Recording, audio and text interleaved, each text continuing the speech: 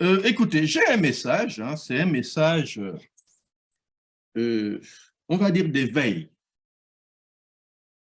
L'éveil n'est pas qu'un éveil intellectuel, je parle d'éveil citoyen. Mm.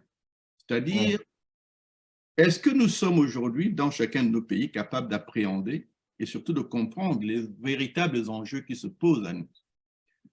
Il y a clairement, dans l'Afrique et surtout l'Afrique francophone, un déficit démocratique. Clair.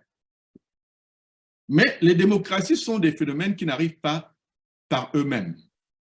Si on regarde la plupart des pays, surtout européens, occidentaux de manière générale, on voit que ça a souvent été le fruit de longs processus, mais des processus qui ont aussi signifié des luttes pour les peuples, pour arriver là, pour enraciner leurs aspirations dans le cadre d'institutions fortes qui ont pu faire qu'une fois pacifiées, on a pu libérer les intelligences pour développer le bien-être commun, c'est-à-dire la force, la puissance économique, la force et la puissance nationale.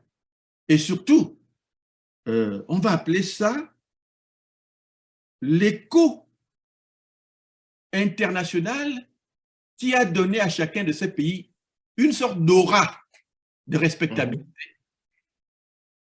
qui aura fait que quand on en parle aujourd'hui, on en parle comme de nations puissantes.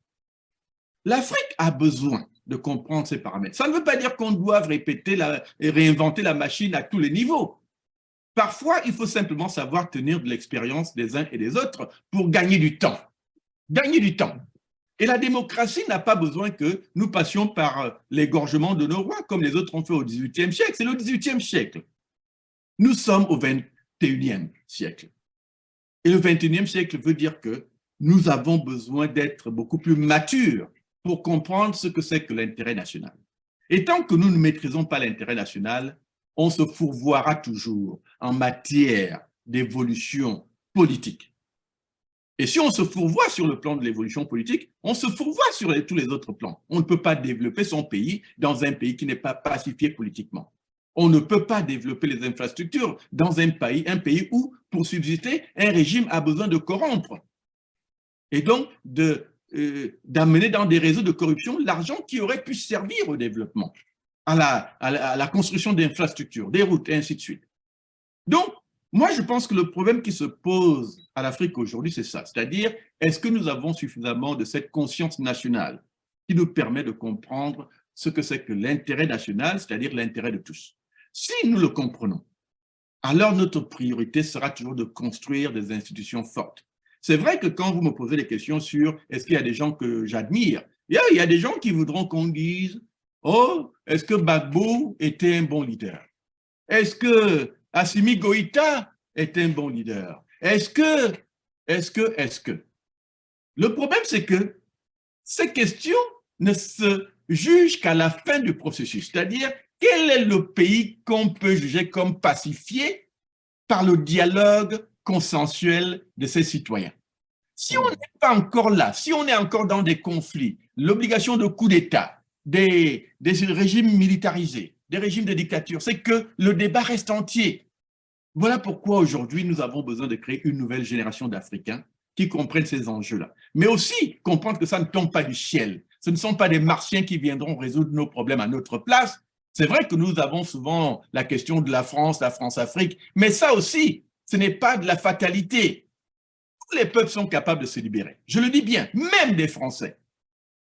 Et j'ai envie de dire, pourquoi les Maliens ont pu ne fût-ce qu'accomplir ce qu'ils ont accompli aujourd'hui, s'ils n'étaient pas capables de le faire malgré la présence française. Donc la présence française n'est pas non plus une fatalité, on peut s'en défaire. Ce ne sera pas la première fois dans l'histoire des nations que des gens seront sous domination et se sont libérés. Donc je pense que les Africains doivent maturer, devenir matures et comprendre qu'en réalité, la libération des nations ne vient que de l'initiative des nations elles-mêmes. Un bourreau ne vous libérera jamais par lui-même. La France ne pourra pas sentir pour vous votre douleur comme si c'était vous. La France ressent uniquement ses intérêts.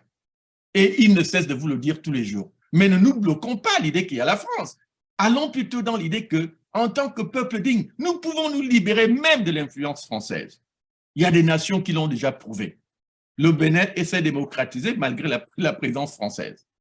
Les Maliens sont aujourd'hui un peuple qu'on admire, même s'ils ne sont qu'au début d'un processus. Pourquoi? Parce que malgré la présence française, ils ont pu s'affirmer. Donc, je pense qu'aujourd'hui, docteur Mukwege, et surtout pour nous les Gabonais, le message est celui-ci. Votre pays ne peut évoluer que dans le sens que vous voulez. Votre pays ne peut évoluer que dans le sens que vous insufflez. Si les Bongos sont au pouvoir aujourd'hui, c'est parce que nous n'avons pas encore posé le vrai débat dans le sens qu'il doit être posé. Nous avons eu tendance à accompagner plutôt que bloquer, à accepter plutôt que protester, à, on va presque dire, se résigner plutôt que lutter. Moi, je propose aujourd'hui que nous nous engageons dans un processus de lutte par lequel nous allons imposer au Bongo, à ce dictat, la volonté populaire. Et ça veut donc dire ne plus accepter que les Bongos organisent des élections perdues d'avance dans notre pays. Et la seule solution pour ça, c'est le blocage, ce que j'appelle la capacité de notre peuple à se soulever pour dire aucune élection ne doit plus se tenir au Gabon tant qu'il n'y a pas eu réforme démocratisante. La démocratie est la solution.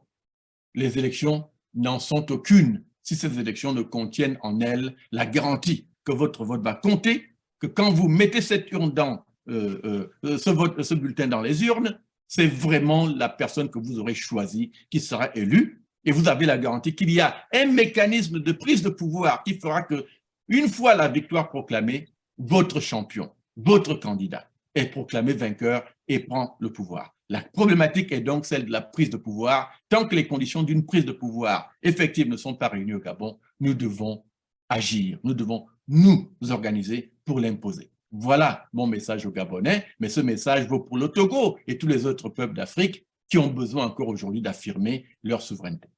Merci, Dr Mukwege. Professeur Daniel Ningara, merci d'avoir honoré notre invitation et à très bientôt sur Afrique 2050 et les médias partenaires. C'était donc l'émission Heure de vérité animée par le docteur Jean-Aimé Mouketou avec la collaboration de Jacques Roger qui assurait donc la technique de cette émission. En tout cas, merci beaucoup et à très bientôt. À très bientôt, docteur Mouketou. À très bientôt, monsieur Jacques Roger. Merci pour l'invitation.